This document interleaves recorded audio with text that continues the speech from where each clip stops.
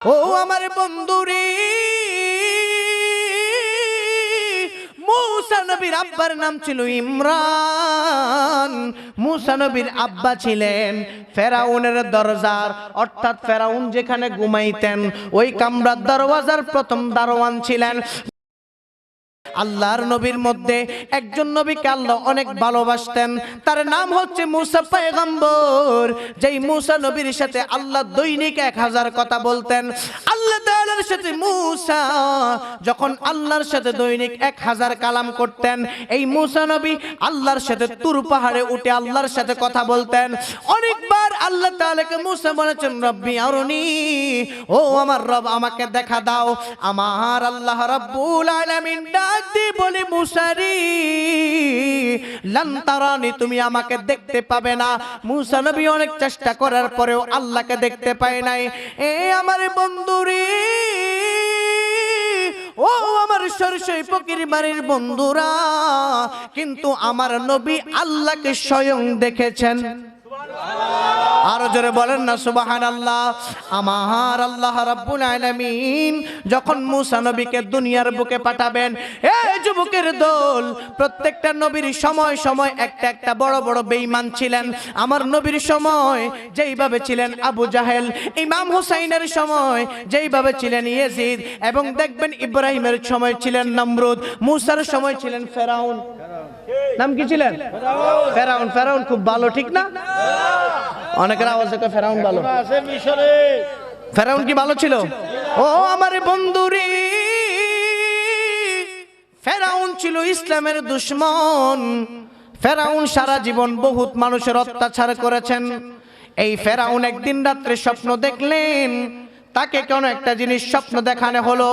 সে একটা স্বপ্ন দেখলেন, কি যেন একটা স্বপ্ন দেখলেন যে মিশরের সমস্ত ঘরবাড়ি ধ্বংস হয়ে যাচ্ছে। এই কথাটা যখন তিনি স্বপ্ন দেখলেন, ঘুম থেকে উঠি তার আর চোখের মধ্যে ঘুম নাই, জ্বালা পড়া শুরু হয়ে গিয়েছে। এখন তিনি মিশরের মধ্যে যত জাদুকর আছে, যারা স্বপ্নের ব্যাখ্যা করে, যারা স্বপ্নের ব্যাখ্যা করে, তাদের বড় বড় ব্যক্তিদেরকে তিনি একত্র করলেন। এবার তাদেরকে বললেন, শোনো না, আমি ফেরাউন একটা স্বপ্ন দেখেছি। সবাই ডাক দিয়ে বলেন, ও আমাদের জনাব, আপনি কি খোয়াব দেখলেন, আমাদেরকে একটু বিশ্লেষণ করুন। এবার ফেরাউন দল বললেন, আমি দেখলাম যে আমাদের এই মিশরটা একদিন ধ্বংস হয়ে যাচ্ছে, মিশরের সবকিছু ধ্বংস হয়ে যাচ্ছে। এই কথাটা বলার পরে বন্ধুরে, যতগুলা খোয়াব ব্যাখ্যাকারী বিশ্লেষণকারীরা ছিলেন, তারা সবাই বসে বসে বিশ্লেষণ করা শুরু করলেন। ফেরাউনকে ডাক দিয়ে বলে, ফেরাউন, আপনি যে স্বপ্নটা দেখলেন, ওই স্বপ্নটার ব্যাখ্যা হচ্ছে এই বনি ইসরাইলের যুগে, অর্থাৎ এই মিশরের মধ্যে একজন সন্তান জন্মগ্রহণ করবে। যেই সন্তানটা জন্মগ্রহণ করলে আপনি ফেরাউন সহ আপনার সমস্ত মসনদকে সে তছনছ করে ফেলবে। জোরে কি আল্লাহু আকবার বলবেন না? কারণ আল্লাহ তাআলা যাকে হেফাজত করে তার ক্ষতি কেউ করতে পারে না। কথা বলেন, আল্লাহ যার হেফাজত করবে তার ক্ষতি কি কেউ করতে পারবে নাকি? পিছনে তাদেরকে বসার একটি ব্যবস্থা করে দেন। হে আমার বন্ধুরি, আমার নবী রাহমাতুল লিল আলামিন, আমার নবীর সময় ছিলেন বড় আবু জাহেল। কিন্তু মুসা নবী যখন ফেরাউনের স্বপ্নের ব্যাখ্যাটা যখন খোয়াব ব্যাখ্যাকারীরা যখন বললেন, খোয়াব ব্যাখ্যাকারীরা একজন একজন করে বললেন, ফেরাউন, আপনি যে স্বপ্নটা দেখেছেন, ওই স্বপ্নটা হচ্ছে মিশরের মধ্যে একটা সন্তান জন্মগ্রহণ করবে, যেই সন্তানটা মিশরের সবকিছু, আপনার সমস্ত কিছু ধ্বংস করে দিবে। এখন ফেরাউনের চোখে ঘুম নাই, ফেরাউনের ঘুম হারাম হয়ে গেছে। ফেরাউন এবার যারা খোয়াব বিশ্লেষণ করেছে রে বন্ধুরি, তাদেরকে ডাক দিয়ে বললেন, তাদেরকে প্রশ্ন করলেন, তাহলে ওই বাচ্চাটা কয় দিনের মধ্যে আসতে পারে? সুবহানাল্লাহ, আরো জোরে বলেন সুবহানাল্লাহ। তারা যখন প্রশ্ন করলেন ওই বাচ্চাটা কয় দিনের মধ্যে আসতে পারে, খোয়াব ব্যাখ্যাকারীরা বলেন, এই কথাটা বলা তো কঠিন হয়ে যাবে, তবে আমরা বলি এই বাচ্চাটা 3 দিনের মধ্যে জন্মগ্রহণ করতে পারে। জন্ম বলতে অর্থাৎ বাবা মায়ের মিলনের মাধ্যমে এই বাচ্চাটা তার বাবা মায়ের মিলনের মাধ্যমে মায়ের গর্ভে 3 দিনের মধ্যে আসবে। এই আমার বন্ধুরে, ও আমার আমার সরসই ফকির বাড়ির বন্ধুরা রে, এবার ফেরাউন যখন খোয়াবের ব্যাখ্যাকারী থেকে শুনলেন যে এই বাচ্চাটা এই 3 দিনের মধ্যে তার মায়ের গর্ভের মধ্যে স্থানান্তর হবে, ফেরাউন এবার বলে দিলেন মিশরের সকল এলাকার মধ্যে সেই মাই বলে দিয়েছেন, ঘোষণা করে দিয়েছেন, এলান করে দিয়েছেন যে আজকে থেকে এই 3 দিন পর্যন্ত কেন স্বামী স্ত্রী যেন একসাথে না থাকতে পারে। এই আমার বন্ধুরি, তারপরেও সে ক্ষান্ত হয় নাই। এবার তার যত সঙ্গীরা ছিল, তার যত কর্মচারীরা ছিল, সেই প্রত্যেকটা জায়গায় জায়গায় লোক ফিট করে দিয়েছে, সকলের ঘরে ঘরে লোক ফিট করে দিয়েছে যেন এই 3 দিন স্বামী স্ত্রী একসাথে না থাকতে পারে। আপনারা সকলে বলেন আল্লাহ যদি পাঠায় ওইটা কেউ বাধা দিতে পারবে? আওয়াজ দিয়ে বলেন পারবে নাকি? ও আমার বন্ধুরে, মুসা নবীর আব্বার নাম ছিল ইমরান। মুসা নবীর আব্বা ছিলেন ফেরাউনের দরজার, অর্থাৎ ফেরাউন যেখানে ঘুমাইতেন ওই কামরার দরওয়াজার প্রথম দারোয়ান ছিলেন।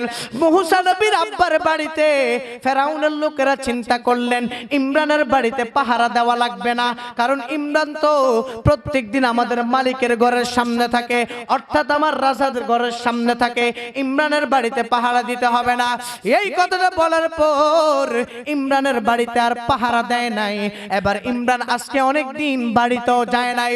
ও আমার বন্ধুরি, যখন ইমরান আজকে অনেক দিন বাড়িতে যায় নাই, আল্লাহ তাআলা তো কত দয়ার সাগর।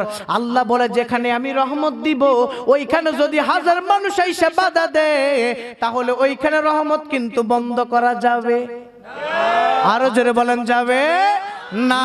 এবার আল্লাহ তাআলা যখন মুসা নবীর আম্মা, মুসা নবীর আব্বা মনে মনে ভাবে যে আজকে তো আমার স্ত্রীর সাথে অনেক দিন দেখা হয় না, যেতেও পারি না, অনেকবার যখন তিনি চিন্তা করলেন, এবার আল্লাহ মুসা নবীর আম্মার মধ্যে তার স্বামীর একটা প্রেমময় আনন্দ জাগায়া দিলেন। এই জায়গাটা দেওয়ার পর মুসা নবীর আম্মা সরাসরি রাত্রের বেলায় ফেরাউনের বাড়িতে এসে স্বামীর সাথে দেখা করলেন।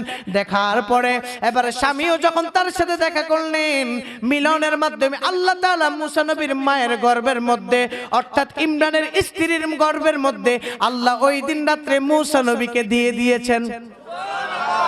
আরো জোরে বলেন না সুবহানাল্লাহ। অথচ দেখা যায় মিশরের মধ্যে প্রত্যেকটা ঘরে ঘরে পাহারাদার, অথচ ফেরাউনের ঘরেই ফেরাউনের শত্রু যে হবে, অর্থাৎ ফেরাউন যাকে শত্রু মনে করে সেই শত্রুই ফেরাউনের ঘরে জন্ম। আরো জোরে বলেন সুবহানাল্লাহ। দিয়েছেন কে? আরো জোরে বলেন দিয়েছেন কে? এ আমার বন্ধুরে, ও আমার সরসই ফকির বাড়ির বন্ধুরা, এবার ফেরাউন যখন তিনি ঘুমায়া রইলেন, এবার ইমরানের স্ত্রী অর্থাৎ মুসা নবীর আম্মা বাড়িতে চলে গেলেন। চলে যাওয়ার পর এবার 3 দিন পরে আবার ওই ফেরাউন যখন জ্যোতিষদেরকে নিয়ে বসলেন, অর্থাৎ যারা স্বপ্নের খোয়াব ব্যাখ্যাকারী তাদেরকে নিয়ে বসলেন, বললেন আপনারা বলেন 3 দিন তো হয়ে গেল, ওই বাচ্চা কি আসছে নাকি? এবার তারা বিশ্লেষণ করে বলতেছে ফেরাউন, হ্যাঁ এই বনি ইসরাইল অর্থাৎ মিশরের মধ্যে কোন একজন নারীর গর্ভে তোমার শত্রু আসেছে, অর্থাৎ কোন একজন নারীর ঘরে তোমার শত্রু চলে এসেছে 3 দিনের মধ্যে। ফেরাউন বলতেছে এটা কি করে সম্ভব? আমি সকলের ঘরে তো পাহারাদার লাগিয়ে দিয়েছি, আবার কি করে আসলো?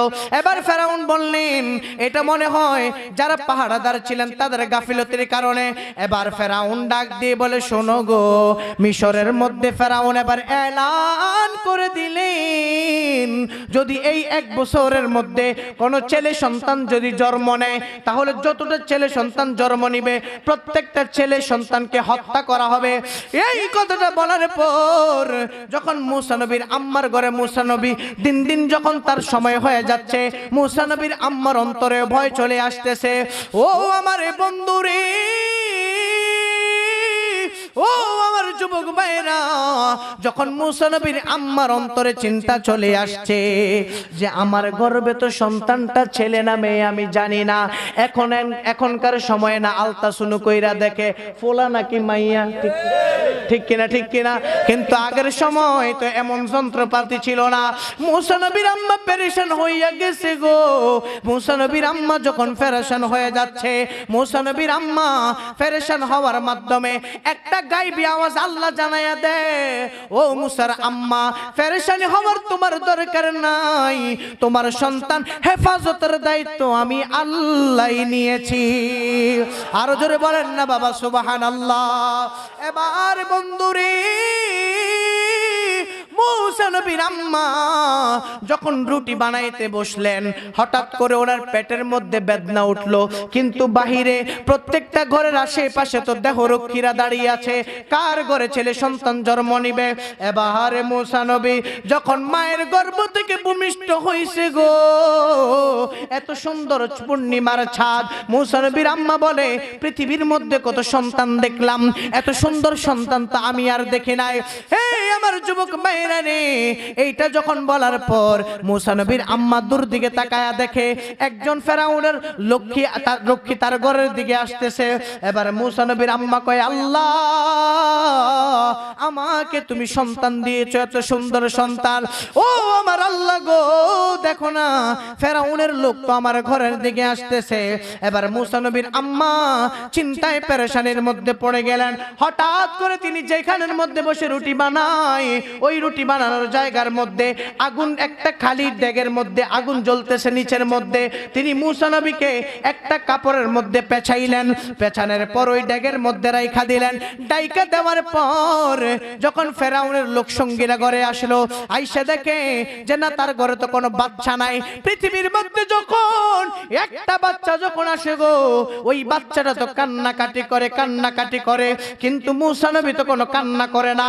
অথচ মুসা নবীর আম্মা জ্বলন্ত আগুনের মধ্যে এই ডেগের মধ্যে মুসা নবীকে রাখলেন। মুসা নবীকে যখন রাখলেন, আমার আল্লাহ বলে, জিবরাইল জান্নাতি একটা ফল মুসাকে দিয়ে দাও, ডেগের মধ্যে মুসা খেলাধুলা করুক, কারণ মুসাকে তো আমি আল্লাহ হেফাজত করব।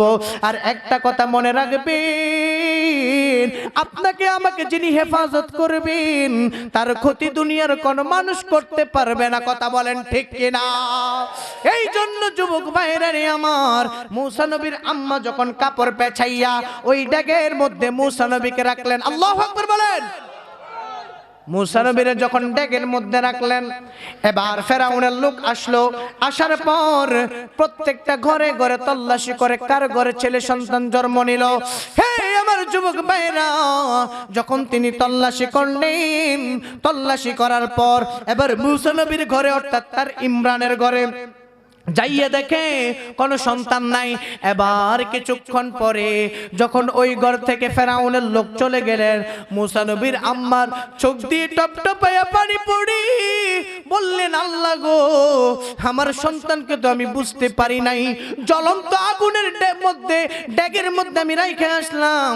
আমি যদি আজকে আমার ছেলেটাকে যদি ফেরাউনের লোক পাইতো, তাহলে হত্যা করলে আমি মা তো নিজের হাতে মাটি দিতে পারতাম। ও আমার আল্লাহ গো, এখন তো জ্বলন্ত আগুনের মধ্যে রাখলাম, আমার জাদুমণিকে মনে হয় আমি নিজে শেষ কইরা দিলাম। মনে রাখবেন, পৃথিবীতে যদি বিদেশ যে সন্তানের সমস্যা হয়, আগে জানে কিন্তু মা। কথা বলেন, কথা বলেন, কারণ মায়ের মতো আপন জগতে আর কেউ আছে নাকি? বলেন না, আছে নাকি? ওরে মায়ের কান্দন যাবতে জীবন,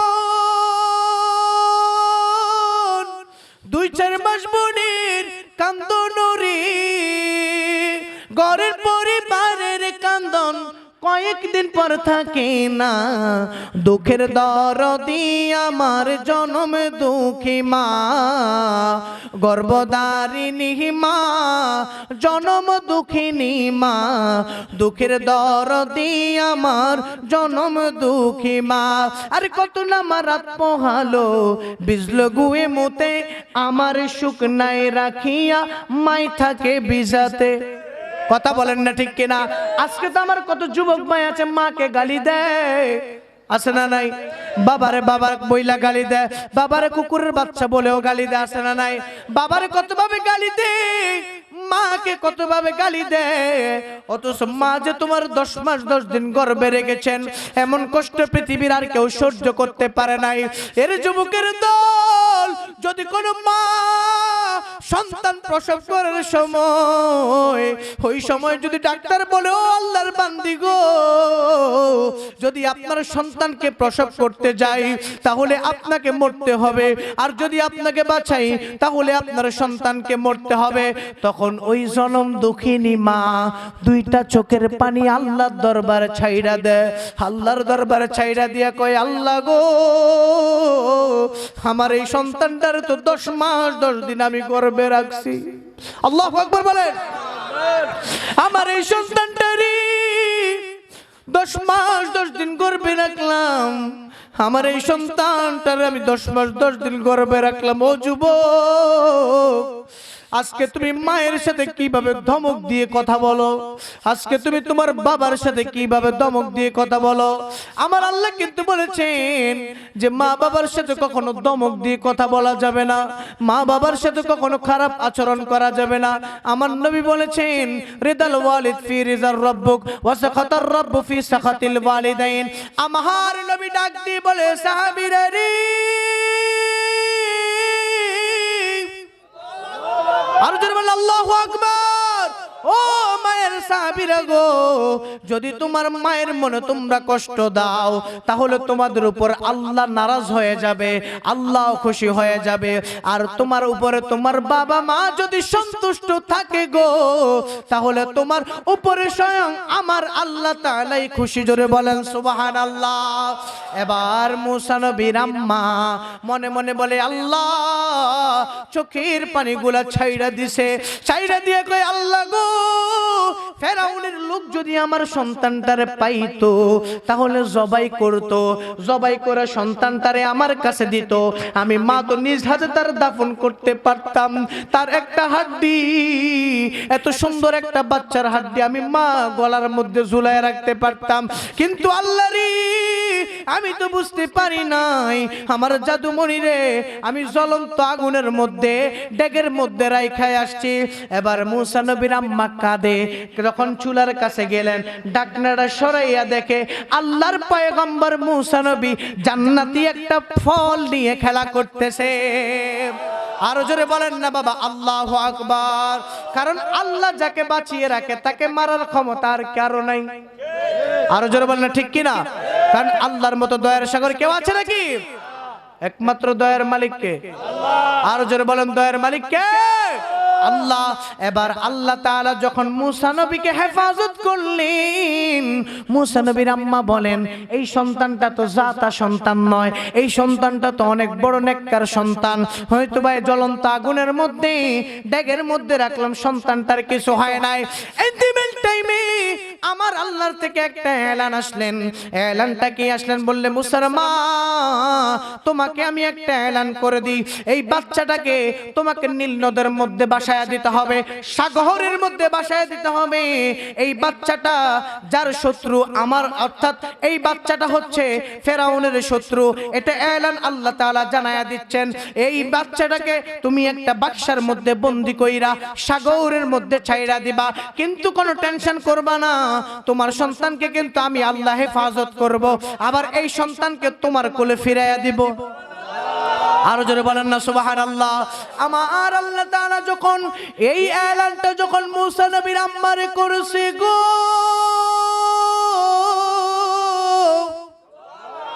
যখন এই এলানটা মুসা নবীর আম্মার ঘরে আল্লাহ করে দিলেন, মুসা নবীর আম্মা বলেন, এখন আমি কাঠ কোথায় পাবো?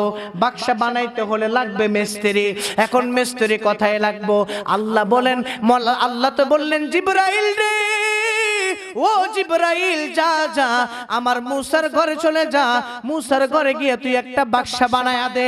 মুসা নবীর ঘরের কাছে যখন মুসা নবীর আম্মা মনে মনে ভাবলেন, যদি আমি কোনো বাড়ির পাশে কোনো মহিলার সাথে যদি এই বাচ্চার সম্পর্কে আলোচনা করতে যাই, তাহলে এই বাচ্চার কথা ফেরাউনের কানে যাবে, তাহলে অবশ্যই আমার ফেরাউনকে আমি আমার মুসাকে আমি বাঁচাতে পারবো না। এই কথাটা তিনি চিন্তা করে আর ভাবেন, দেখেন তার ঘরের সামনে একজন আল্লাহর বান্দা দাঁড়ায় আছে। আরো জোরে বলেন না সুবহানাল্লাহ। এই আল্লাহর বান্দাকে পাঠিয়েছেন কে? অর্থাৎ ইনি হচ্ছেন মুকাররাবুল মালাইকিন, ফেরেশতাদের সরদার হযরতে জিবরাইল আমিন। জিবরাইল আমিন মানুষের সুরত দইরা কয়, ও আল্লাহর বান্দে তুমি কি খুঁজতাছ? বলে আমি একজন মিস্ত্রি খুঁজতেছি। বলে কেন মিস্ত্রি খুঁজতেছ? বলে আমি মিস্ত্রি খুঁজতেছি একটা বাক্সা বানাবো। বলে কি বাক্সা বানাইবা? বলে আমি একটা বাক্সা বানাবো। বলে কি বাক্সা বানাইবা? আমার কাছে বলো, সমস্যা নাই। বলে আমি আমার সন্তানটার বাক্সার মধ্যে রাইখা এই নদীর মধ্যে বাসায়া দেব। যখন হযরতে জিবরাইল আমিন ওই ঘরের মধ্যে বৈশা সুন্দর কইরা একটা বাক্সা বানায়া দিলেন। ওই বাক্সাটা বানানোর পর মুসা নবীর আম্মা দুইটা চোখের পানি ছেড়ে কান্দে আর বাক্সার মধ্যে রাখে। আল্লাহকে বলে, আল্লাহ এত সুন্দর চাঁদের টুকরা বাচ্চা গো, আমি মুসার মা, আমি এই বাচ্চার মা এই সাগরের মধ্যে বাসায়া দিচ্ছি, এই সাগরের মধ্যে আমি বাসায়া দিচ্ছি। আল্লাহ বলে, ও আমার বান্দি শুনো গো, এই বাচ্চার হেফাজতের দায়িত্ব আমি আল্লাহ তাআলাই নিয়েছি। আরো জোরে বলেন সুবহানাল্লাহ। কষ্ট লাগতেছে আপনাদের? খারাপ লাগতেছে নাকি বিরক্ত হচ্ছেন আপনারা? কারণ একটা কথা মনে রাখবেন, নবীর আদর্শ যার মধ্যে থাকবে, নবীর মাহফিলে যারা বসবে, এরা মনে মনে এটাই ভাবে এই মাহফিলটা তাদের গুনাহ মাফের উসিলা। ঠিক কিনা বলেন? হুজুর এখানে আছেন, কথা বলেন ঠিক কিনা? হে আমার বন্ধুরে, ও আমার যুবক ভাইরা, এবারে মুসা নবীর আম্মাকে যখন জিবরাইল আমিন বাক্সা বানাইয়া দিছে, সুবহানাল্লাহ, আরো জোরে বলেন না সুবহানাল্লাহ। আজকে তো মুসলমানের শরীরের রক্ত গরম হয় না। ওই যে ফিলিস্তিনের জমিনে তাকায়া দেখো, কত ছোট্ট ছোট্ট বাচ্চাদেরকে হত্যা করে ফেলতেছেন, কত ছোট্ট ছোট্ট মাসুম বাচ্চাদেরকে হত্যা করেছেন। এক বাচ্চাকে তাকে জিজ্ঞেস করা হয়েছে, তোমরা দৈনিক কয় ওয়াক্ত নামাজ পড়ো? ওই বাচ্চাটা বললেন, আমরা দৈনিক 6 ওয়াক্ত নামাজ পড়ি। বলে কিভাবে 6 ওয়াক্ত নামাজ পড়ো?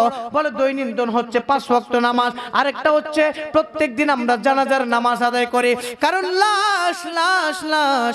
ও বন্ধুরে, গভীর মনোযোগ মোহাব্বত নিয়ে বসে যান। আমার আল্লাহ তাআলা বলেন, ও মুসার আম্মা, আমি তোমাকে জানায়া দিলাম তোমার সন্তান হেফাজতের দায়িত্ব নিয়েছি আমি আল্লাহ। কারণ শুরু থেকে এই পর্যন্ত আল্লাহ তাআলা এই বাচ্চাকে হেফাজতের দায়িত্ব নিয়েছেন। জিবরাইল আমিন আয়েশা মুসা নবীর আম্মারে একটা যখন কাঠের বাক্সা বানায়া দিলেন, আল্লাহ বলেন, ও মুসার মা, তুমি তাড়াতাড়ি এই বাক্সাটার মধ্যে তোমার বাচ্চাটাকে ভরে তুমি সাগরের মধ্যে বাসায়া দাও। হে যুবকের দল, মনে রাখবেন, আমরা যখন নামাজ পড়তে যাই, এই যে মাহফিলের মধ্যে আমার কত ভাই মাহফিলটার সামনে দিয়ে হেঁটে চলে যায়, এটা কিন্তু সে যায় না, শয়তান তারে বলে আরেকটু পরে বসিস। কথা বলেন না ঠিক কিনা? শয়তান বলে আরেকটু পরে বসো। মুসা নবীর আম্মা যখন মুসা নবীকে বাক্সার মধ্যে ঢুকাইলেন, ঢুকানোর পর এবার যখন সাগরের মধ্যে বাসায়া দিলেন, হে আমার বন্ধুরে, তখন শয়তান আইসা মুসার আম্মারে কয়, ও ইমরানের স্ত্রী, কাজটা তুমি ঠিক করছো নি। বলে কি কাজ? বলে তুমি এটা কেমন কাজ করলা?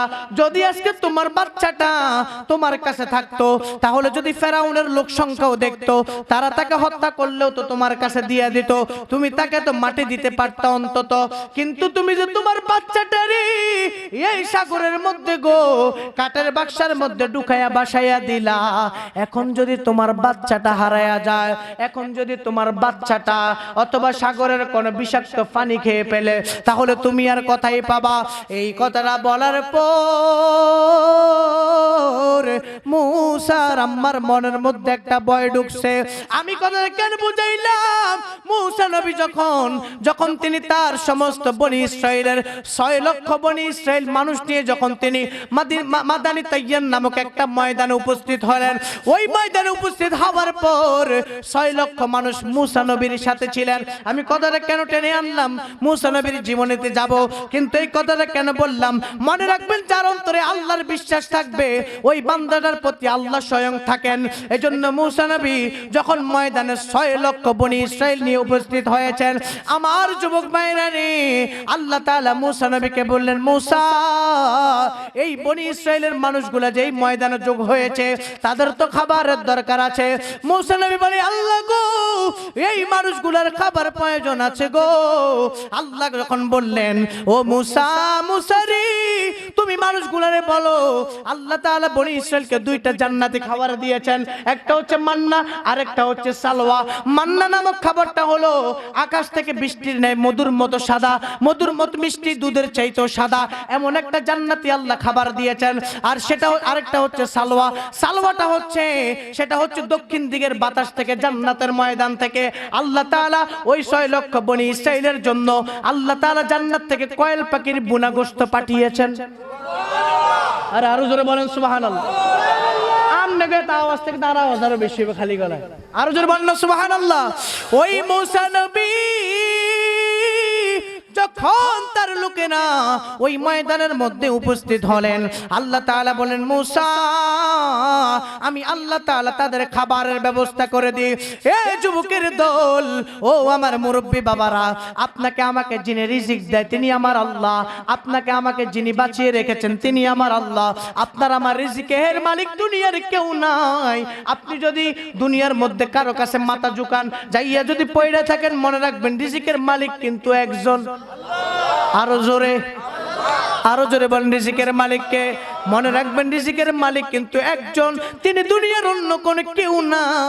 তিনি হচ্ছে তামাম জগতের মালিক, তিনি হচ্ছেন আমার আপনার আল্লাহ। জোরে বলেন সুবহানাল্লাহ। এ আমার বন্ধুরে, যখন মুসা নবী 6 লক্ষ বনি ইসরাইল নিয়া ওই ময়দানে যখন দাঁড়ায় গেলেন, ময়দানে দাঁড়ানোর পর ওই বনি ইসরাইলদেরকে আল্লাহ দুইটা খাবার যখন দিলেন, মান্না এবং সালওয়া নামক দুইটা খাবার আল্লাহ দিলেন। আমার আল্লাহ রাব্বুল আলামিন দেখেন কেমন দয়ার সাগর। এখন শীতের বেলায়, রাত্রের বেলায় যখন আপনি খাবার খান, যখন কিছু তরকারি থাকে এগুলো একটু শীতকালে জাল না দিলে হয়, গরমকালে কি দেওয়া লাগে? জাল দেওয়া লাগে, নয়তো বা সকালে এগুলো পচে যায়, গন্ধ হয়ে যায়। কিন্তু তখনকার সময়ে কোনো কিছুই নষ্ট হতো না। শুধু নষ্ট হয়েছে কেন? আপনি আল্লাহর নবী হাদিসের মধ্যে বলেছেন, ওই দিন বনি ইসরাইলকে আমার আল্লাহ বললেন মুসারি আমি আল্লাহ তাদেরকে যতগুলা খাবার দিয়েছি তারা যেন সেগুলো জমা করে না রেখে দেয়, তারা যেন খাবারগুলো সরাসরি খেয়ে ফেলে, তারা যেন খাবারগুলোকে জমা না করে। এবার ওই দিন ওই ময়দানে কিছু বনি ইসরাইলের লোক আল্লাহর অবিশ্বাস করেছে। তারা বলেছে আগামীকালকে যদি আল্লাহ আর না দেয় তাহলে তো আমরা না খেয়ে মরতে হবে।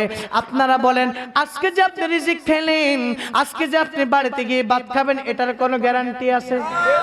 আরো জোরে বলেন গ্যারান্টি আছে? আজকে যে আপনি বাড়িতে যাবেন ওইটার তো কোনো গ্যারান্টি নাই। ওই আমার বন্ধুরে, ও আমার সরিষই ফকির বাড়ির বন্ধুরা রে, মুসা নবীকে আল্লাহ বললেন মুসা ময়দানের মধ্যে জানায়া দাও তারা যেন খাবারগুলাকে কেউ জমা না করে। অর্থাৎ আজকে আমি যা দিয়েছি আজকেরটা আজকে খেয়ে ফেলুক, আগামীকালকে তারা কি খাবে এটা আমি আল্লাহর ফয়সালা। আমরা কার উপরে ভরসা করি? আপনারা কার উপরে? যেগুলো করেন আল্লাহর উপরে নাই। বলেন আমরা কার উপরে ভরসা করি? যাদের হৃদয়ে আছে আল্লাহর ভয় তারা কবু পথ ভুলে যায় না। আরো জোরে বলেন ঠিক কিনা? আরো জোরে।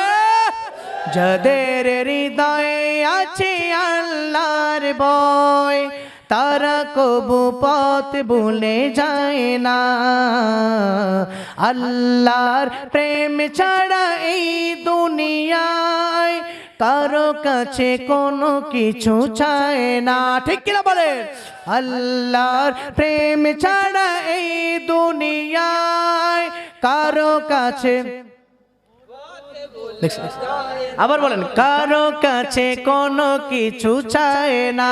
বলো, যাদের হৃদয় আল্লাহর ভয় তারা কবু পথ বলে।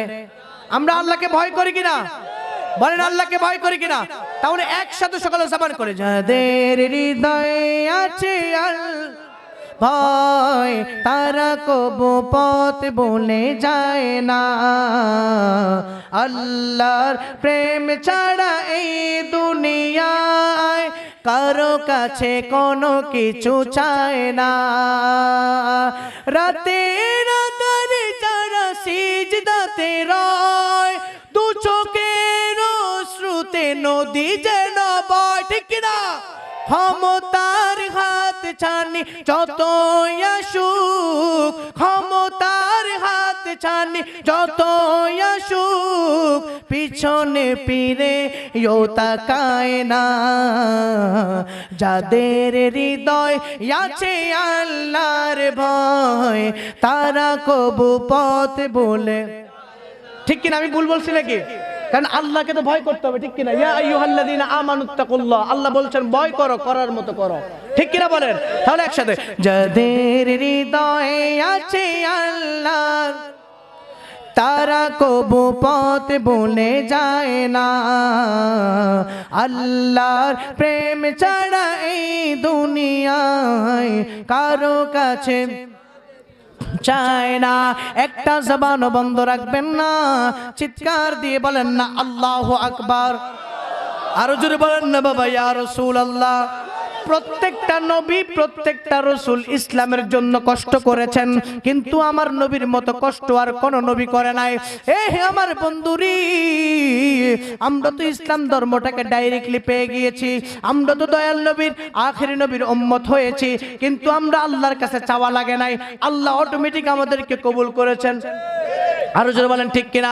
আমার বন্ধুরা রে, ওই দিন মুসা নবীকে আল্লাহ বললেন, ও মুসা, তুমি ময়দানের মধ্যে যত বনি ইসরাইলের লোক আছে প্রায় 6 লক্ষ মানুষ ছিল, তুমি সবাইকে জানাইয়া দাও আমি আল্লাহ তাআলা আজকে তাদেরকে 2টা খাবার দিয়েছি, একটা হচ্ছে মান্না আর একটা হচ্ছে সালওয়া। মান্নাটা হচ্ছে মধুর মতো মিষ্টি, দুধের মতো সাদা, বৃষ্টির মতো আসমান থেকে আল্লাহ দিয়েছেন বনি ইসরাইলের জন্য। আর সালওয়াটা হচ্ছে দক্ষিণ দিকের বাতাস থেকে, আসমান থেকে আল্লাহ জান্নাত থেকে কয়েল পাখির বুনা গোশত পাঠিয়েছেন। সুবহানাল্লাহ। এখন যদি আল্লাহ আমাদেরকে দেয় জান্নাতি এক টুকরা গোশত, যদি দেখে পাইবো নিও, হ্যাঁ বাগে পাইতো না, কারণ মানুষ তো তাড়াহুড়া করবো, ঠিক কিনা বলেন? এই জন্য আল্লাহ বললেন, মুসা, ও আমার মুসা, এই ময়দানের মধ্যে তুমি জানাইয়া দাও আগামী কালকে তারা কি খাবে, এটা তো দেখার মালিক আমি আল্লাহ, তারা তো দেখার দরকার নাই, কারণ ভরসা করবে আমি আল্লাহর উপর, তাদেরকে বানিয়েছো আমি আল্লাহ। মনে রাখবেন, আমার আল্লাহ বললেন আমি আল্লাহ তাআলা প্রত্যেকটা মানুষকে সুন্দর আকৃতিতে বানিয়েছি। আপনি দেখেন এই জায়গার মধ্যে যতগুলা মানুষ আছে, একটা চেহারার সাথে কিন্তু আরেকটার মিল নাই, কথা বলেন না ঠিক কিনা? আল্লাহ কোরআনের মধ্যে বলেছেন, ফি আই সূরাতিম মা শাআ রাক্কাবাক। এই আয়াতের মধ্যে আল্লাহ বলেছেন প্রত্যেকটা মানুষের চেহারা আমি আল্লাহ বানিয়েছি। আমার আল্লাহ তাআলা ওই দিন মুসা নবীকে জানায়া দিয়েছেন, কিন্তু মুসা নবী যখন 6 লক্ষ বনি ইসরাইলকে বললেন, শোনো না ও ময়দানের বনি ইসরাইলের লোকেরা গো, শোনো, আমার আল্লাহ বলে দিয়েছেন, আমার মালিক বলে দিয়েছেন, তোমরা যত খাবার আছে আজকে যা আসছে সকল খাবার তোমরা খেয়ে ফেলো, কোনো খাবার তোমরা জমিয়ে রাখবা না, আগামী কালকে তোমরা কি খাবে সেটা দেখার দায়িত্ব আল্লাহ। এই কথাটা বলার পর বনি ইসরাইলের কিছু সংখ্যক মানুষ মনে মনে ভাবলেন, আরে মুসা তো আমাদেরকে বলছে আগামী কালকে নাকি আল্লাহ খাবার দিবে, এটাও তো হতে পারে আল্লাহ আগামী কালকে খাবার নাও দিতে পারে, তখন আমরা সবাই কেমনে থাকবো? কেউ কি ঘাস খেয়ে থাকতে পারবো নাকি? এবার কিছু সংখ্যক মানুষ যখন মুসা নবীর কথা শুনলো না, কারণ একটা কথা সত্যি, আমার আপনার জবানের কথা মিথ্যা, কিন্তু নবীদের কথা কখনো মিথ্যা হতে পারে? নবীদের কথা কি মিথ্যা নাকি? আরো জোরে বলেন, নবীদের কথা কি মিথ্যা? মুসা নবী বলার পর ওই মানুষগুলা মুসা নবীর কথা অনেকগুলা বিশ্বাস করে নাই। না বিশ্বাস করার কারণে মুসা নবীর কথা যখন তারা মানলো না রে, আমার আল্লাহ তাআলা সরাসরি তাদেরকে যখন তারা আগামী কালকে আজকের খাবার যেগুলা কালকের জন্য জমায়া রাখছে ওইগুলা আল্লাহ পছন্দ লাগায়া দিয়েছেন। এর ব্যাপারে হাদিসের মধ্যে কথা আসছে, আমার নবী বলেছেন ওই দিন যদি বনি ইসরাইলের মানুষগুলা খাবার যদি তারা না রাখতো গো, যদি যেই দিন খাবারটা আসছে ওই দিন যদি তারা সেই খাবারটা খেয়ে ফেলতো, তাহলে ওই দিন থেকে কোনোদিন খাবার নষ্ট হতো না। এই জন্য ওই দিন আল্লাহ আল্লাহকে অবিশ্বাস করার কারণে এখন খাবার রাখলে খাবার কি হয়ে যায়? আরো জোরে বলেন কি হয়ে যায়? শুধু নবীদের কথাই অমান্য করার কারণে আমার নবী রাহমাতুল লিল আলামিন কত বড় দয়ার সাগর, আমার নবীর মতো দয়ার সাগর আর কেউ নাই। আরে বন্ধুরে, আমার নবীর শান ও আজমত আমি কি তুলে ধরবো, যেই নবীর শান ও আজমতের আলোচনা স্বয়ং আল্লাহই করেন। আরে আর জোরে বলেন না সুবহানাল্লাহ। যেই নবীর শান ও আজমতের আলোচনা আমার আল্লাহ নিজে করেন, আমার আল্লাহ রাব্বুল আলামিন আমার নবী বলেন, বন্ধু আপনি যদি চান ওই যে তায়েফের জমিনে আপনারা যারা যখন আপনারা সৌদি আরব যান, যারা তায়েফের ময়দানে যায়, ওই তায়েফবাসী আমার নবীকে কত কষ্ট দিয়েছেন। আমার নবী যখন নামাজ পড়তে যায়, নবী যখন নামাজের সিজদা দেয়, তায়েফবাসীরা উটের নারী বুড়াগুলা নবীর কাঁধে উঠাইয়া দিছে। কথা বলেন ঠিক কিনা? এখন যদি আমার কেউ একটা সোবার মারে তাহলে আমি ফিরে আবার দিব। কথা বলেন না ঠিক কিনা? তো তোর এত বড় সাহস আমার সোবার দিছস, আমি কি তোর সাইরা দিব নাকি? কথা বলেন না ঠিক কিনা? কিন্তু আমার নবী রহমাতুল লিল আলামিন কেমন নবী, যেই নবীর কাদের মধ্যে যখন ওটার নারী বুড়া দেয়, নারী বুড়িগুলা দিয়ে দিলেন, ওই যখন ওটার নারী বুড়িগুলো আমার নবীর কাঁধে দিয়েছেন, তায়েফবাসীরা দিয়েছেন, দেওয়ার পর আমার নবী যখন নামাজের সিজদা থেকে মাথা উঠাইতে পারে না, আমার আল্লাহ বলে, জিবরাইল তাড়াতাড়ি আমার নবীর কাছে যাও, নবীরে গিয়া বলবা আল্লাহ পাঠিয়েছে। তুমি আমার নবীকে বলবা যদি আমার নবী বলি তায়েফবাসীকে আমি আল্লাহ ধ্বংস করে দিতে গো, আমি আল্লাহর এত কষ্ট হচ্ছে না, আমার নবীকে কষ্ট দিচ্ছে, আমার নবী যদি বলে আমি আল্লাহ তায়েফবাসীকে ধ্বংস করে দিব, জিবরাইল আমিন আমার নবীর কদমে আসছে। সুবহানাল্লাহ বলেন, আর যদি বললেন সুবহানাল্লাহ। জিবরাইল আমিন আমার নবীর কদমে যখন আসছে রে বন্ধু, আমার নবী সিজদা থেকে মাথাটা উঠাইলেন। আপনারা তো আমার নবীর অনেক মানুষ আছে আমার নবীর শানে বেয়াদবি করে, কথা বলেন আছে না নাই? আপনি মদিনাতে গিয়ে দেখবেন একটা দরওয়াজা আছে বাবে জিবরাইল, যে দরজা দিয়ে জিবরাইল আমিন ঢুকতেন। বাবুন শব্দের অর্থ হচ্ছে দরওয়াজা, জিবরাইল মানে হচ্ছে জিবরাইলের দরজা। এই বন্ধুরে, জিবরাইল আমিন কে?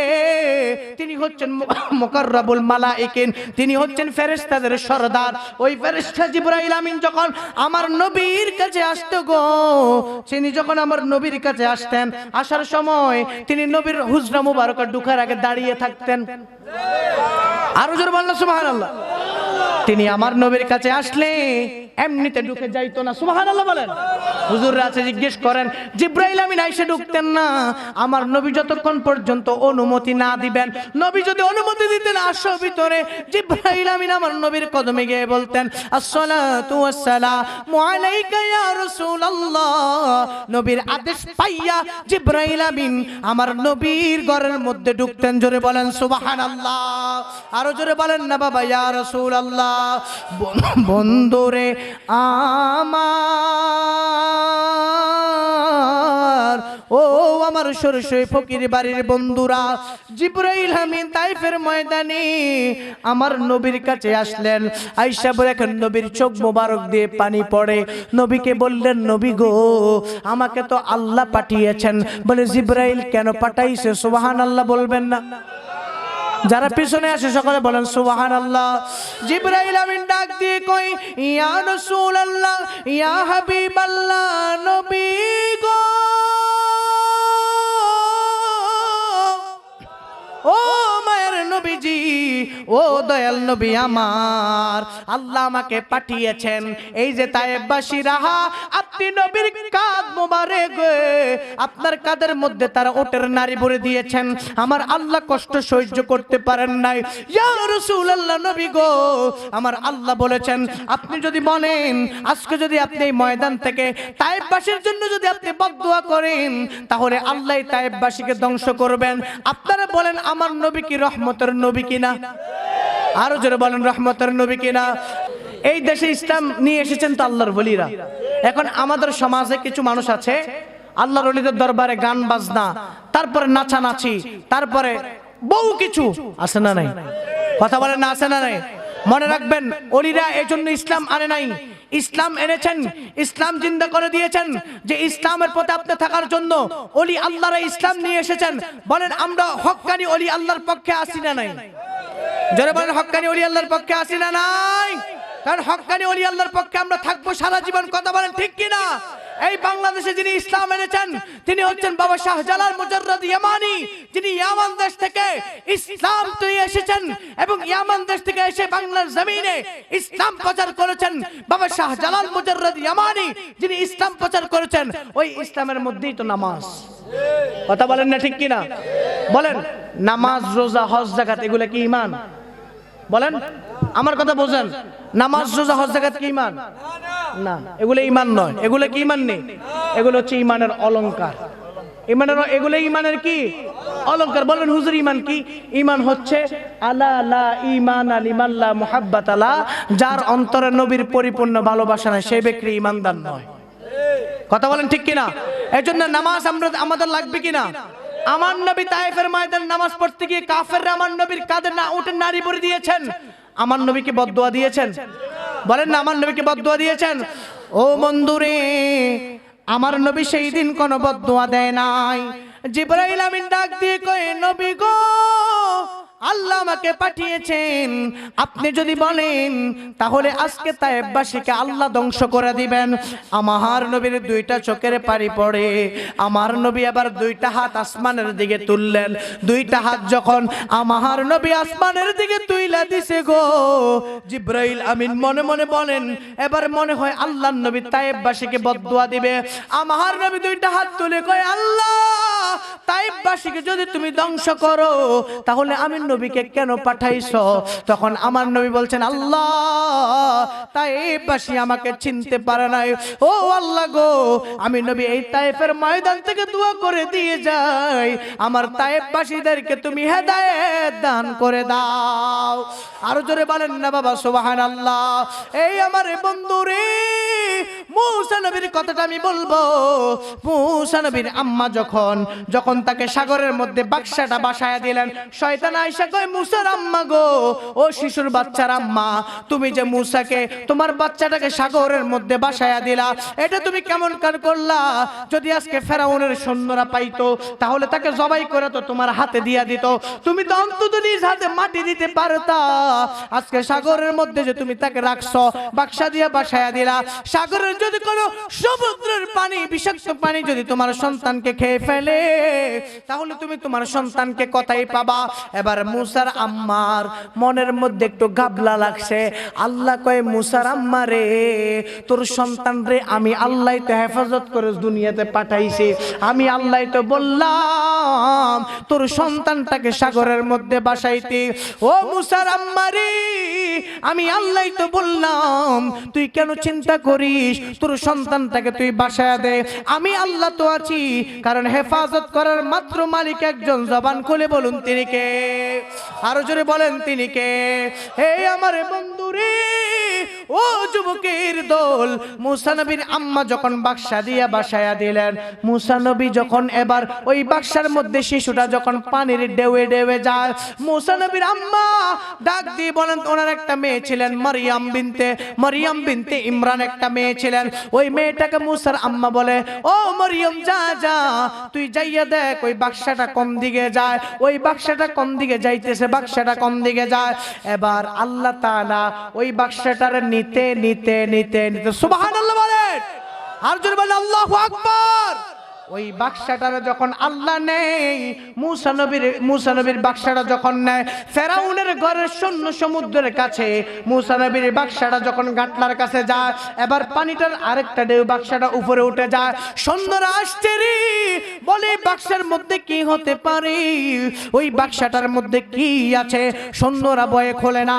এবার মুসা নবীর বাক্সাটা যখন তারা খোলে না, ফেরাউনের একজন ইমানদার স্ত্রী ছিলেন, যার নাম ছিল আসিয়া। যার নাম কি? আরো জোরে বলেন, নাম কি? আসিয়া। আসিয়া যখন এবার পুকুরের কাছে আসলেন,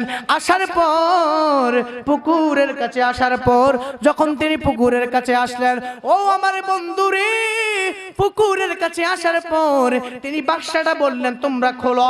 বাক্সাটা খোলার পর যখন বাক্সাটা খুললেন, খোলার পর দেখে একটা চাঁদের টুকরা দেখা যায়। আর জোরে বলেন সুবহানাল্লাহ। একটা চাঁদের টুকরা যখন দেখা যায় গো, আসিয়ার কোনো সন্তান ছিল না, আসিয়ার কোনো সন্তান ছিল না। আসিয়া যখন এই বাচ্চাটাকে কোলে নিছে গো, এত সুন্দর বাচ্চা, এই বাচ্চাটা কাঁদতেছে, অর্থাৎ মুসা কান্না করে, চোখ দিয়ে পানি পড়ে, মুখ দিয়ে লালা পড়ে। যখন লালাটা বের হয়, এমন সময় ফেরাউন আসছে। ফেরাউন অনেক গরম হইয়া আসছে গো, কারণ আল্লাহ যখন কোন বান্দাকে মানুষ করবে, সেইটার গোবর থুবইল মানুষ করব। কথা বলেন না ঠিক কিনা? এই জন্য মুসা আসিয়া যখন কোলে নিছেন, ফেরাউনকে যখন আসিয়া বললেন, ও ফেরাউন, আমাদের তো কোনো সন্তান নাই, এই বাচ্চাটাকে আপনি মারবেন না, এই বাচ্চাটাকে মারার কোনো দরকার নাই, এই বাচ্চাটাকে যত্ন করে আমরা লালন পালন করতে চাই। দেখেন না কত সুন্দর বাচ্চা। ওই যে ফেরাউনের মনে একটা ক্ষোভ ছিল, একটা বাচ্চা জন্ম নিব, এটা আর এখন তার মনের মধ্যে নাই, সেই 20 মিনিটের মধ্যে ভুইল্লা গেছে। এই আমার বন্ধুরে, ফেরাউনের সাম্রাজ্যের মধ্যে একটা মেয়ে ছিল, যার পুরো শরীরের মধ্যে কুষ্ঠরোগ ছিল। কি রোগ? আরো জোরে বলেন কি রোগ? এবারে মুসা নবী কান্না করে, মুসা নবীর মুখ দিয়ে লালা পড়ে, চোখ দিয়ে পানি পড়ে, ওই মেয়েটার পুরো শরীরের মধ্যে কুষ্ঠরোগ। যখন মুসা বাচ্চাটারে মেয়েটা কোলে নিছে রে বন্ধু, মুসা নবীর চোখের পানি, মুখের লালা ওই মেয়ের শরীরে লাগার কারণে আল্লাহ ওই মেয়ের পুরো শরীর থেকে কুষ্ঠরোগ সাথে সাথে ভালো করে দিয়েছেন। আরো জোরে বলেন না সুবহানাল্লাহ। যখন এটা দেখলেন, আসিয়া বলে, ফেরাউন তাকায় দেখো না, এই মেয়েটার পুরো শরীরে তো কুষ্ঠরোগ ছিল, এই মেয়ের পুরো শরীরটার মধ্যে তো কুষ্ঠরোগ ছিল। ও আসিয়া গো, আসিয়া যখন ফেরাউনকে কথাটা বললেন, দেখো এই বাচ্চাটার মুখের লালা, চোখের পানি ওই মেয়েটার গায়ে লাগার কারণে মেয়েটার কুষ্ঠরোগ ভালো হয়ে গিয়েছে। এখন ফেরাউনের মনে আর একটু ভালো জিনিস আসলো। ফেরাউন বলে, এই বাচ্চাটাকে মারা যাবে না। ও আমার বন্ধুরে, এইটা বলার পর ফেরাউন ভিতরে চলে গেছেন। ওই দিক দিয়ে আল্লাহ বললেন, ও মুসার মা গো, তোমার কোনো চিন্তা করার দরকার নাই, তোমার সন্তানদের নদীতে আমি আল্লাহ নিয়ে ফেরাউনের বাড়িতে নিলাম, আবার তোমার সন্তান আমি আল্লাহ তোমার কোলে ফিরাইয়া দিব। আরো জোরে বলেন না সুবহানাল্লাহ। ইন দি মিন টাইমে এবার যখন মুসা নবীর আম্মা মুসার বোনকে মরিয়ম বিনতে ইমরানকে বললেন, তুমি বাক্সার দিকে খেয়াল রাখো। বাক্সার দিকে যখন খেয়াল রাখছে গো, যখন বাক্সাটা আসিয়ার হাতে গেলেন, এবার মরিয়ম বিনতে যখন বাড়ির মধ্যে গেলেন, বলেন, আম্মা আমার পায়ের কাটার বাক্সাটা তো মুসার আর ফেরাউনের স্ত্রীর হাতে চলে গিয়েছেন, এখন কি করব? মুসার আম্মা বলি, ও মরিয়ম রে, তোকে না বলছি বাড়িতে আসবি না, তুই শুধু বাক্সার দিকে খেয়াল রাখ, আমার বাচ্চার সাথে জাদুমণির সাথে কি আচরণ। হাই রে যুবক, এই পৃথিবীর মধ্যে তোমার জন্য দুনিয়ার কেউ কান্না করবে না, যতক্ষণ তুমি তোমার সন্তানকে দিতে পারবা ততক্ষণ তুমি তার কাছে দামি থাকবা, যতক্ষণ তুমি তোমার স্ত্রীকে দিতে পারবা ততক্ষণ পর্যন্ত তুমি দামি থাকবা। তুমি যদি তোমার স্ত্রীকে দেওয়ার সময় একটু যদি কম হয়ে যায়, তাহলে স্ত্রী রাগ হয়ে যায়। আর মা দুঃখিনীরে যদি একটু আদর কইরা, মা দুঃখিনীরে যদি একটা আপেল হাতে তুইলা দাও, মা দুঃখিনী আপেলটা খাইবো আর আল্লাহর নাম নিব, বলবে, আল্লাহ আমার সন্তান আমাকে আপেলটা দিয়েছে, ও আল্লাহ আমার সন্তানটার তুমি হেফাজত কইরো গো। মা বাবা সন্তানের জন্য দোয়া করে। পৃথিবীতে একমাত্র সন্তানকে বিনা স্বার্থে ভালোবাসে একমাত্র হচ্ছে বাবা মা। আরো জোরে বলেন কে? আরো জোরে বলেন কে? পৃথিবীর মধ্যে কত নেটের মধ্যে দেখা যায়, ইন্টারনেটের দিকে তাকাইলে দেখা যায় কত যুবক আছে তার বুড়া বাবার গায়ে হাত তুলে আসে না নাই? বলেন না, আসে না নাই? ওরে যুবক, এই মা যদি তোর জন্য দোয়া না করতো গো, তোমার মতো যুবক এই দুনিয়াতে সফল হতে পারত না। তোমার বুড়া বাবাটা যদি তোমার জন্য দোয়া না করতো রে, তাহলে তোমার মতো যুবক কোনোদিন সফলতায় আসতে পারত না। এবারে মুসার আম্মা ডাক দিয়ে বলে, ও মরিয়ম বিনতে ইমরান, যাও যাও তোমার বাইরের খাটিয়াটা দেখে আসো, তোমার বাইরের বাক্সাটা দেখে আসো কি করতেছে। এবার আসিয়া বলতেছে, এই বাচ্চাকে তো এমনি টিকায় রাখা যাবে না, এই বাচ্চাকে টিকাইতে হলে মায়ের দুধ লাগবে। সুবহানাল্লাহ বলেন। এবার যখন ওই আসিয়া চিন্তা করলেন, আশেপাশে অনেক সুন্দরী সুন্দরী দাত্রী দেখলেন, সবাই আসলো। ওই নারীরা চিন্তা করলেন, যদি এই বাচ্চাটাকে দুগ্ধ পান করাইতে পারি তাহলে আমরা ফেরাউনের কাছে ভালো হতে পারবো। এবার মুসাকে যখন দাত্রীরা কোলে নেয় রে বন্ধুরা, মুসা নবীকে যখন দাত্রীরা কোলে নেয়, কোলে নেওয়ার পর যখন দাত্রীরা কোলে নেয়, মুসা নবীর মুখে যখন স্তন দেয়, কিন্তু মুসা নবী স্তন পান করে না। কারণ মুসা নবীকে স্তন পান করার জন্য স্বয়ং আল্লাহই তো নিষেধ করেছেন। এজন্য মুসা নবীকে যত দাত্রী দেয়, মুসা নবী একটা দাত্রীর দুধ পান করে না। আল্লাহ কোরআনের মধ্যে বলেছেন, ওয়াহাররামনা আলাইহিল মারাদিআ মিন ক্বাবল। আল্লাহ বলেন, মুসা কোন দাত্রীর দুধ তোমাকে পান করতে হবে না, সকল দাত্রীদের দুধ পান করা তোমার জন্য হারাম, একমাত্র তোমার মায়ের দুধ তুমি পান করতে হবে। আরো জোরে বলেন সুবহানাল্লাহ। এবার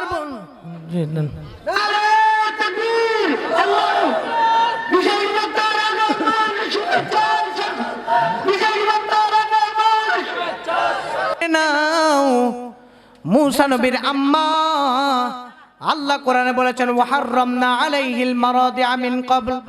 আমার আল্লাহ ডাক দিয়ে বলেন, মুসা কোন দাত্রীর দুগ্ধ তোমাকে পান করতে হবে না, প্রত্যেকটা দাত্রীর দুধ পান করা তোমার জন্য আমি আল্লাহ হারাম করে দিয়েছি, কারণ তুমি শুধু তোমার মায়ের দুধ পান করবা। এই আমার বন্ধুরে, ও আমার সরসই ফকির বাড়ির বন্ধুরা, মুসা নবীর আম্মা যখন মুসা নবীকে ছেড়ে দিয়েছেন, এবার আসিয়ার স্ত্রী, আসিয়া যখন ফেরাউনের স্ত্রী, তিনি চিন্তা করলেন যে এখানের মধ্যে যতগুলা দাত্রী আছে সবাইকে আমাদের এই জায়গার মধ্যে নিয়ে আসো, এই বাচ্চাকে দুধ পান করাইতে হবে। যত নামি দামি দাত্রী আনে, কোন দাত্রী মুসা নবীকে দুগ্ধ পান করাইতে পারে না। এবার আসিয়া একটু চিন্তায় পড়ে গেলেন। আসিয়া যখন পড়ে গেছে রে, আসিয়া চিন্তায় পড়ে যাওয়ার পর এবার আসিয়া চিন্তা করলেন কি করা যায়। সকল দাত্রীদেরকে বললেন কি করা যায়। দাত্রীরা ডাক দিয়ে বলে, আসিয়া রে, ও আসিয়া, তোমার সন্তানকে দুধ, এই সন্তানটাকে দুধ পান করাইতে হবে। যদি দুধ না পান করান তাহলে এই সন্তানটাকে বাঁচানো যাবে না, এই সন্তানকে টিকানো যাবে না। এবার তারা সবাই বের হয়ে গেলেন যে কোথায় এমন দাত্রী পাওয়া যায় বাচ্চাকে দুধ পান করতে পারবে। আরো জোরে বলেন না সুবহানাল্লাহ। এই আমার বন্ধুরে, ও যুবকের দল, এবার যখন মুসার বোন ওই ফেরাউনের বাড়িতে গেলেন, দেখে দাত্রী খুঁজতেছে। এবার মুসার বোন ডাক দিয়ে কই, শোনো না, এই এলাকাতে একজন দাত্রী আছে যে এই দাত্রীটাই বাচ্চাকে দুধ পান করাইতে পারবে। আরো জোরে বলেন না সুবহানাল্লাহ। এখন ওই দাত্রীদের মনের মধ্যে একটা সন্দেহ জাগছে, মনে হয় এই মেয়েটা, এই বাচ্চার কোন আওলাদ হবে। এই কথাটা তারা যখন চিন্তা করলেন, এবার মুসা নবীর বোনের মনের মধ্যেও চলে আসলো যে তারা মনে হয়তো বুঝে গিয়েছে। এবার তাই সেই মুসার বোন মারিয়াম বিনতে ইমরান যখন বললেন, না না, আমি তার কোনো কিছু না, আমি বলতে পারি, এই এলাকায় একজন ভালো একজন দাত্রী আছে, তার সুসংবাদ দিতে পারবো। এবার সকলের মন থেকে সন্দেহ দূর হয়ে গেছে। তখন তারা সবাই বলল, ঠিক আছে, ওই দাত্রীটা নিয়ে আসো। সুবহানাল্লাহ। আর জোরে বললো সুবহানাল্লাহ। এই কথাটা বলার সঙ্গে সঙ্গে গো, ওই দাত্রীটাকে যখন মুসার বোন যখন গেলেন বাড়িতে, যাইয়া কয়, আম্মা, তোমার সন্তানকে তো তুমি ছাড়া কেউ দুধ পান করাইতে পারবে না। ও আম্মা গো, আসিয়া বলেছে তোমাকে তার বাড়িতে নিয়ে যাওয়ার জন্য। মুসা নবীর আম্মা ওই বাড়িতে যায়। যাওয়ার পরে এবার মুসাকে যখন আম্মার কোলে দিয়েছে, অর্থাৎ মুসার মায়ের কোলে যখন আসিয়া দিলেন, মুসার মা যখন দুধ পান করায়, সাথে সাথে মুসা নবী দুগ্ধ পান করতেছে। আরো জোরে বলেন না সুবহানাল্লাহ। হে আমার যুবক বাইরারি, ও আমার সরসই ফকির বাড়ির বন্ধুরা, এবার আসিয়ার মনের মধ্যে একটা আনন্দ জাগলো, একটা টেনশন ছিল, টেনশনটা দূর হয়ে গেল। এখন মুসার আম্মা মুসার দুধ পান করায়।